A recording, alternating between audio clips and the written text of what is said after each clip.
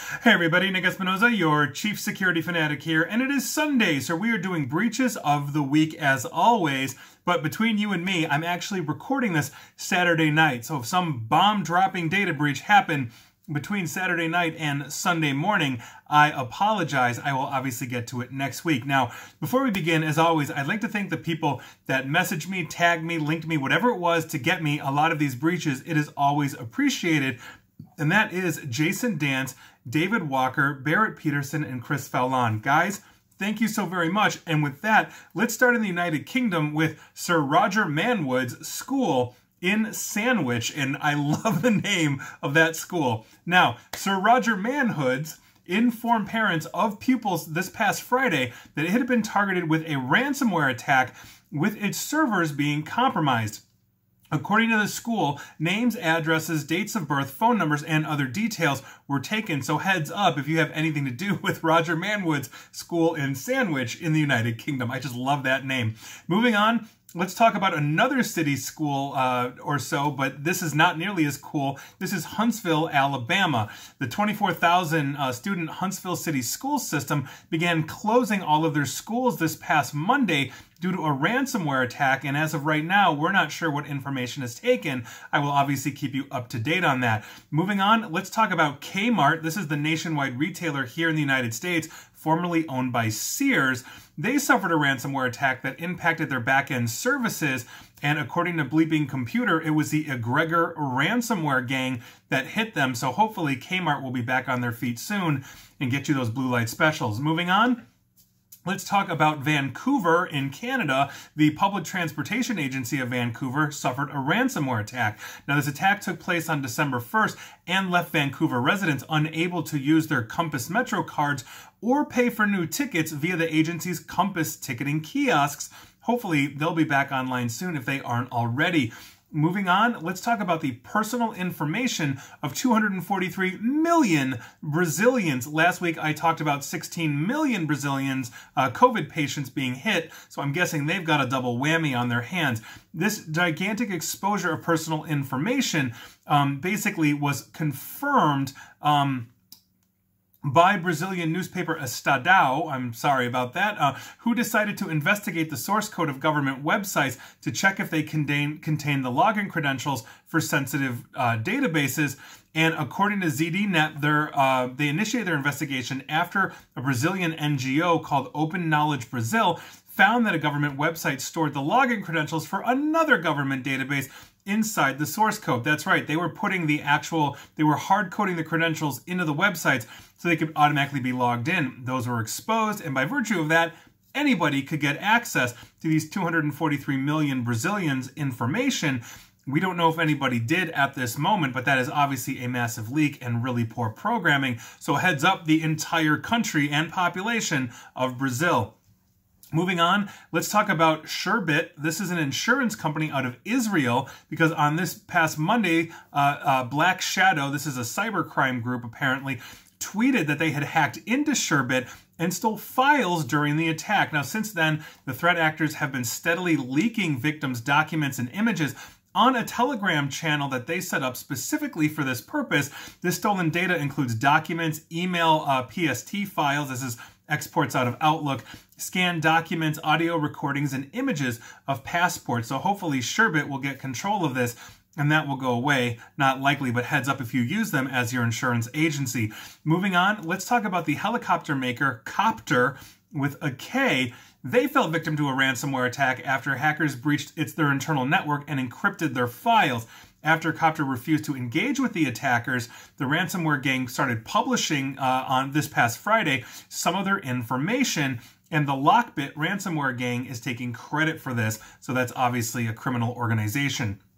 Moving on, let's talk about Eland Retail. They operate numerous retail clothing stores, including Nucor and the NC department store. The Klopp ransomware gang is claiming they have stolen 2 million credit cards from Eland over a one-year period, ending with last month's ransomware attack. So heads up, if you've shopped at Nucor, NC department store, or anything that Eland owns, you may be exposed, including your credit card. Moving on, let's talk about the jewelry manufacturer and supplier Stuller, S-T-U-L-L-E-R. they got hit with the ransomware attack. This is on and on this week. The company says at this time they have no indication that customer information was compromised, and this especially pertains to credit card information, which they claim they don't store. So heads up, I guess if you do business with Stellar, you might be hit in a different way other than your credit card. Moving on, let's talk about Dell computers. Yes, the Dell computers. This is an update from a 2017 data breach that they had because a proposed class action suit has been launched against Dell Technologies on behalf of thousands of Canadians whose personal information was compromised in a data breach. Now, according to the the claim that was filed in Nova Scotia court, the suit's proposed representative plaintiff is seeking compensation, for 2 years of scam calls and emails he received after a 2017 breach that exposed information about him and more than 7,000 other Dell customers. In other words, this guy's getting a whole bunch of scam calls and fake phishing emails and all of this, and he is pointing the finger at Dell. So we will see where this goes, because this could open up a very interesting legal precedent. In other words, if you got my data breached and now I suspect all of the calls and the junk that I'm getting is from that breach, you are now liable, and we'll see where Canada goes with that. That will be very interesting.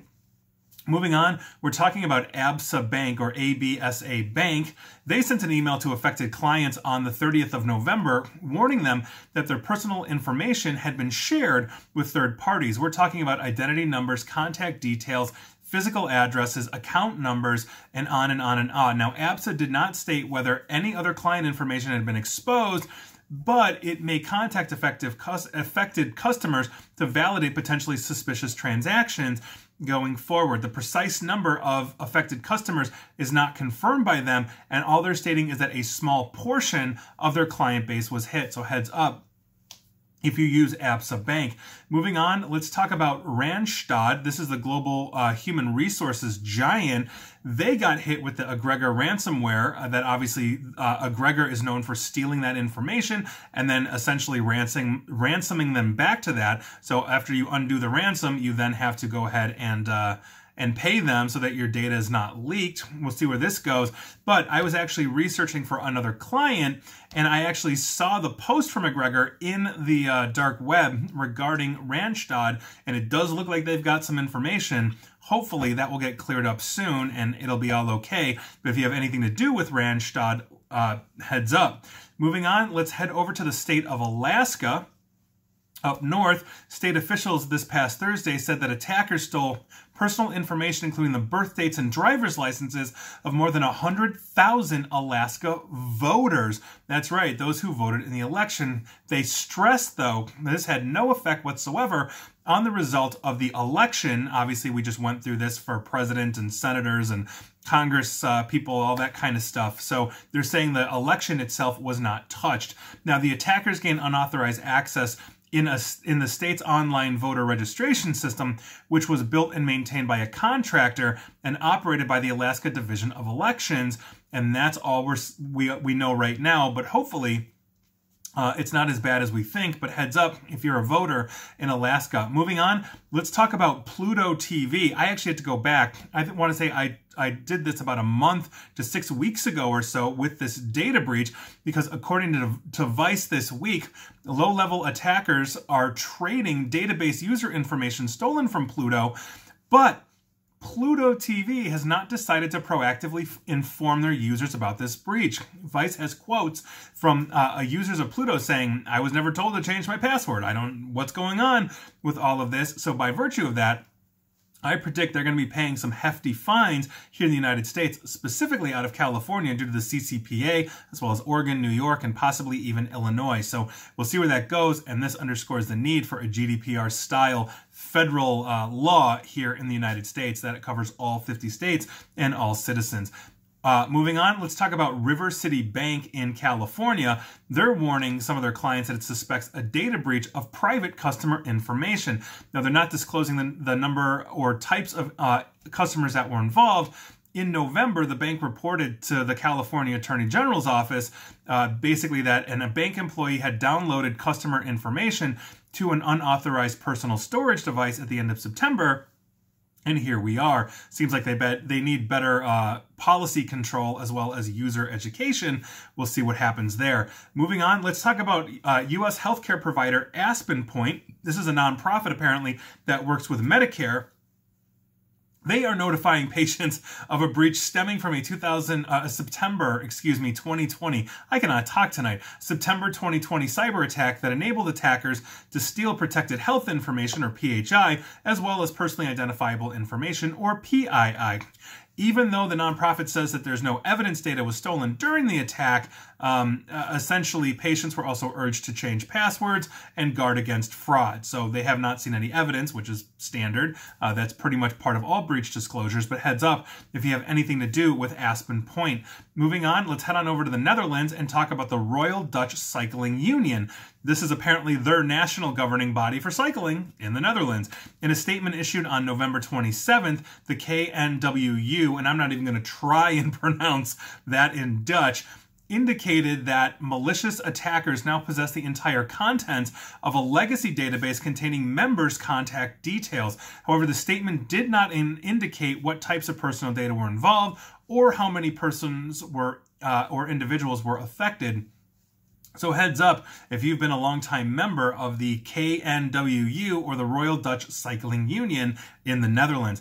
Moving on, let's talk about Atlas Mechanical. They are a mechanical contractor out of California, and to quote their disclosure, on October 11, 2020, Atlas Mechanical Inc. discovered suspicious activity on its computer network. An unauthorized actor had accessed and acquired the mechanical contracting company's files and infected their systems with malware that prevented access to certain information. Now, according to Atlas, personal information compromised by the security incident included names, addresses, tax information, and social security numbers. That is looking like they hit, basically their employees got hit, hopefully not their customers, but that obviously is a very critical thing. Mechanical contractors are beyond critical to the infrastructure and maintenance here in the United States as well as around the world, and so when they go down and they get hit, that's a very serious problem, especially as we head into winter.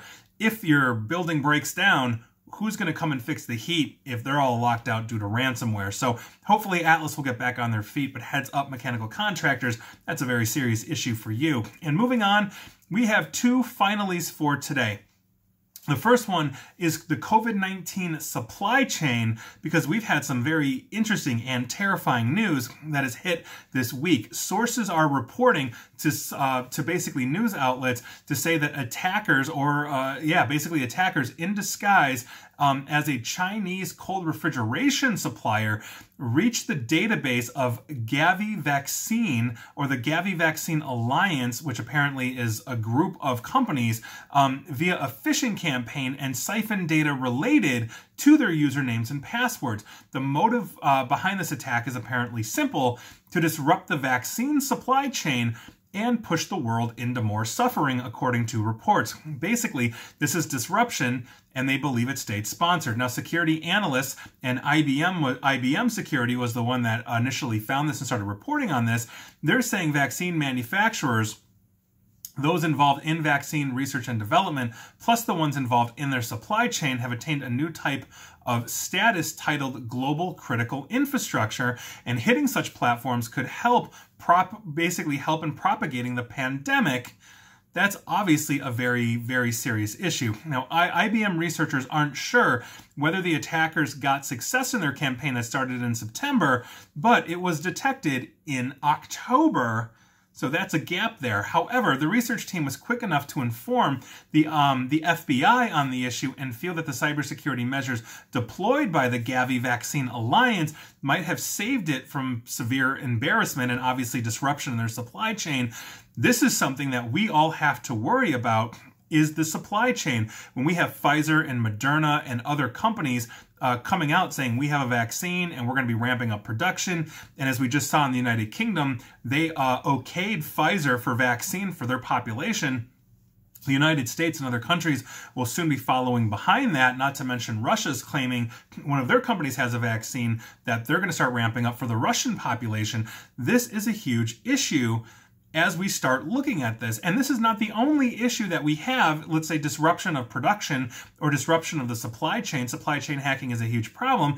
This brings us into our other big, finally, story here for breaches of the week, and that is biohacking. And this is a terrifying article, which is why I'm ending on it, not to make you lose sleep at night, but these are things are important that we know, because a new form of cyber attack has been developed, and this highlights the potential future ramifications of digital assaults against the biological research sector.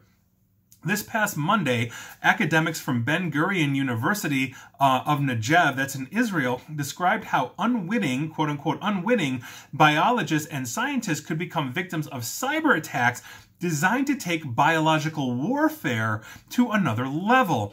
At the time where scientists are obviously pushing ahead with the development of potential vaccines for the pandemic, Ben Gurion's team says that it's no longer a case that a threat actor needs physical access to a dangerous substance to produce or deliver it. Instead, scientists could be duped into producing toxins or synthetic viruses on their behalf through targeted cyber attacks. The research, which was titled Biosecurity Remote DNA Injection Threat in Synthetic Biology, has recently been published in the academic journal of Nature Biotechnology. The attack documents how malware used to infiltrate a biologist's computer could replace substrings in DNA sequencing, specifically weaknesses in the screening framework guidance for providers of synthetic double-stranded DNA and harmonized screening protocol version 2.0 systems, and I quote, enable protocols to be circumvented using a generic obfuscation procedure. So in other words, you are taking a very complex formula, basically flipping, let's say, the chirality of something, and now instead of producing a vaccine, you're producing a toxin and you're giving it to potentially an entire population. This is what we're talking about, because we are doing everything on computer. We are computer modeling what a vaccine is, what a virus is.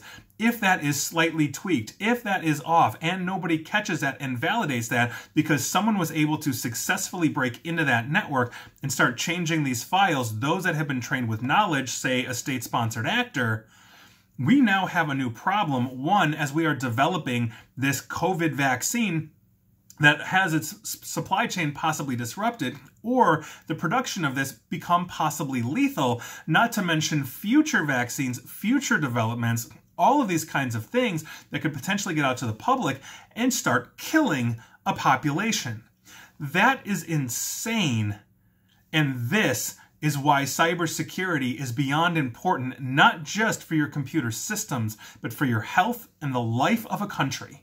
So with that, those are your breaches of the week. Again, it is Sunday, but I did this video Saturday evening, and if anything happens regarding anything, I will obviously update you guys next week. But those are your breaches of the week, and you can see if you just watch this video that it just got dark in here when my light went off. So, were you affected? You probably were. I'm going to say everybody was. Let's just start there. And please like, share, follow me here on Facebook and Twitter at NickAESP, and please feel free to subscribe to me at YouTube as well. And as always, stay safe and stay online, and next week or next video, I promise I will be able to talk fluently. Thanks, guys.